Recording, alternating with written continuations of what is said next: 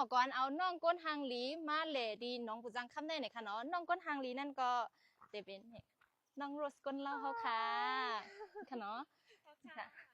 น้องได้ก็จะมีได้ปอกสองนะคะเพราะว่าเขาค่ะลูกดีเซนตั้งยันน้องพายเข้ามาเนี่ย2 นิดปลายๆก็ค่ะเนาะดีถึงกันในแล้วค่ะเยี่ยวก็เตออนแต่ก็มาเขาค่ะมากับ10 ตีลิ้นหิมน้องผู้จังคำในค่ะเนาะกะคันถูกๆก็ค่ะแต่เอาปาก50 เซน2 บาท 50 2 บาทก็มีค่ะเนาะเยี่ยวก็ตีลิ้นในตีมีตีเลยในเขาค่ะออนกันก่อนด้วยจ้ำกันค่ะมาด้วยจ้าหมุนค่ะ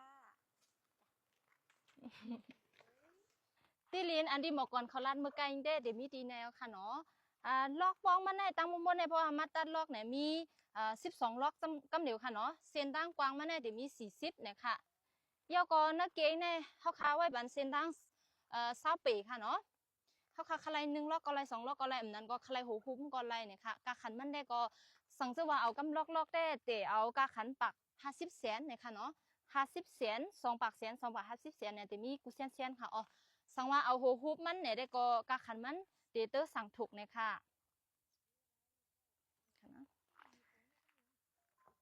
สังจะว่าสนใจลอกเรียนดีกันในเลยค่ะมาเลยจะตั้งลอกมันเนี่ยกับ10 จองทำอะไรตีไม้ฟงซุ้มดินแม่หมอกวันเขาเลยค่ะเนาะคุณกุ๊กค่ะ